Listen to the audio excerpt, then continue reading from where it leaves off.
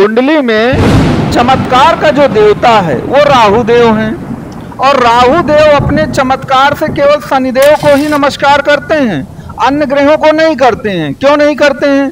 क्योंकि सूर्य के साथ वो ग्रहण दोष बनाते हैं, मंगल के साथ वो अंगारक दोष बनाएंगे, गुरु के साथ वो चंडाल दोष बनाएंगे, और चंद्रमा के साथ भी वो ग्रहण दोष बनाते हैं। तो कहने का तात्पर्य है कि यदि आपकी कुंडली में राहु देव सूर्य, चंद्रमा, मंगल या गुरु के साथ बैठे हैं तो यह दोष बनेंगे, और यदि यह दोष बन रहे हैं जिनकी मैंने चर्चा की है तो जीवन में चमत्कार नहीं होता है। तो मान लीजिए कि आपकी कुंडली में चंडाल दोष है, अर्थात गुरु जो है राहु के साथ बैठा है, अंगारक दोष है या ग्रहण दोष है, तो आखिरकार इनसे हम कैसे बचें ताकि राहु देव जो हैं हमारे जीवन में चमत्कार ला सकें। तो आज के इस वीडियो में हम इसी बात पर विचार करेंगे कि किस तरह से हमारे जीवन में चमत्कार आ सकता है और हमारा जीवन धन्य हो सकता है। तो आप इस वीडियो को पूरा अंत तक देखिएगा। वीडियो अच्छा लगे तो लाइक, शेयर और सब्सक्राइब जरूर करिएगा। और कौन कौन से ऐसे जातक हैं जिनकी कुंडली में ग्रहण दोष या अंगारक दोष बन रहा है वह इस बात को जरूर बताएं, और कितने ऐसे जातक हैं जिनकी कुंडली में चंडाल दोष भी बन रहा है। तो मित्रों, सबसे पहले अगर आपकी कुंडली में ये मर्ज है तो सबसे पहले तो हम इसकी दवा आपको एक बताते हैं कि आपको क्या करना है। देखिए, सूर्य जो है, अगर सूर्य के साथ राहु है तो सूर्य घमंड का प्रतीक है, अकड़बाज है सूर्य, क्योंकि सूर्य राजा है। तो राजा किसी की बातें बहुत सुनते नहीं हैं, वो बस अपनी ही बात चलाते हैं। तो यदि आपके अंदर घमंड होगा, अकड़बाज होगा, तो याद रखिए आपका राहु हमेशा बिगड़ा रहेगा। तो सबसे पहले अगर आपकी कुंडली में सूर्य राहु एक साथ बैठे हैं तो आपको अपनी ये आदत छोड़नी पड़ेगी।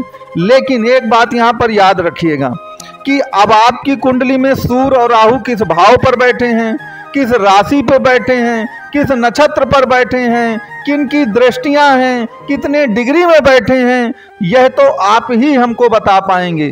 तभी उसका एक संपूर्ण जो इलाज है, उपाय है, वो हम आपको दे सकते हैं। तो आप कमेंट बॉक्स में या आप मेरे व्हाट्सएप नंबर पर ये लिख कर जरूर बताइए कि आपका सूर्य राहु किस तरह कहाँ पर बैठा है। अगर मान लीजिए आपका राहु जो है वो चंद्रमा के साथ बैठा है तो चंद्रमा इमोशंस का प्रतीक है, और चंद्रमा अगर आपने भावनाओं में बह करके हर काम किया, बस जो दिल कह रहा है, जो भावना कह रही है आपकी, इमोशंस में आकर काम किया, तो याद रखिए राहु फिर आपको बर्बाद कर देगा। किसी तरह का कोई चमत्कार आपके जीवन में नहीं होगा। लेकिन फिर वहीं पर वो बात आ जाती है कि अब आपकी कुंडली में राहु और चंद्रमा कहाँ पर बैठे हैं, किस भाव पर, किस नक्षत्र पर, किस डिग्री पे बैठे हैं। इसके लिए आप कृपया कमेंट बॉक्स में लिख करके जरूर बताइए। अब मान लीजिए राहु आपका गुरु के साथ है, ये बड़ा इंटरेस्टिंग है, इसको जरा ध्यान से सुनिए कि अगर राहु आपका गुरु के साथ है तो क्या होता है। आप जरूरत से ज़्यादा धार्मिक होंगे, जरूरत से ज़्यादा आध्यात्मिक होंगे, और ज़रूरत से ज़्यादा अपनी नैतिक ज्ञान पेलेंगे समाज में जा करके। लेकिन एक बात याद रखिएगा, इस दुनिया में रह करके जो व्यक्ति दूसरी दुनिया की ज़्यादा बातें करता है ना, स्वर्ग और नरक वाली, वो जीवन में बहुत ज़्यादा तरक्की नहीं कर पाता, क्योंकि राहु को ये पसंद ही नहीं है कि आप रहते तो इस युग में हैं, खाते इस युग का हैं, सब कुछ यहीं का करते हैं, बातें आप कहीं और की कर लेते हैं। तो मेरी आपको सलाह है कि अगर गुरु और राहु एक साथ आपकी कुंडली में बैठे हैं और चंडाल दोष बन रहा है तो कृपया आप, मैं ये नहीं कह रहा कि आप अधार्मिक बन जाइए या अनैतिक बन जाइए, लेकिन ज़रूरत से ज़्यादा धार्मिक और नैतिक ना बनिए, क्योंकि ऐसा आप करेंगे तो फिर याद रखिएगा राहु की कृपा आप पर नहीं बरसेगी। आप लोग लिख करके कमेंट बॉक्स में बताइएगा कि कितने ऐसे जातक हैं जिनकी कुंडली में इस प्रकार का योग बन रहा है। अब अगर मंगल के साथ है राहु तो मंगल क्रोध का प्रतीक है, लड़ाई झगड़े का प्रतीक है। तो अगर आप जरूरत से ज्यादा क्रोध करते हैं, छोटी छोटी सी बातों में झगड़ते हैं दूसरों से, तब भी राहु की कृपा आप पर बरसना तय नहीं है, नहीं हो पाएगा। आपको ये आदत छोड़नी होगी। आप कमेंट बॉक्स में और व्हाट्सएप में लिख के बताइएगा कि कहाँ पर राहु और मंगल आपकी कुंडली में बैठे हैं, तो उसका एक प्रॉपर जो इलाज है वो आपको बताया जाएगा। अब ये तो आप कहेंगे कि महाराज ये बात तो ठीक है, लेकिन मान लीजिए ऐसा हो गया है, तो आखिरकार कौन सा ऐसा रामबाण उपाय है जिसको हम करें तो राहु हमारे जीवन में चमत्कार ला दे? तो देखिए उसका सबसे पहला उपाय क्या है। देखिए राहु सबसे बड़े मित्र जो हैं वो बुध और शुक्र के ही हैं, क्योंकि बुध और शुक्र जो हैं वो भोगी और विलासी प्रवृत्ति के हैं और आधुनिकता को ही रिप्रेजेंट करते हैं। तो यदि आप बुध और शुक्र का जीवन जीते हैं, अब बुध और शुक्र का जीवन क्या होता है, देखिए बुध और शुक्र बहुत एम्बिशियस हैं, बहुत ज्यादा महत्वाकांक्षी हैं।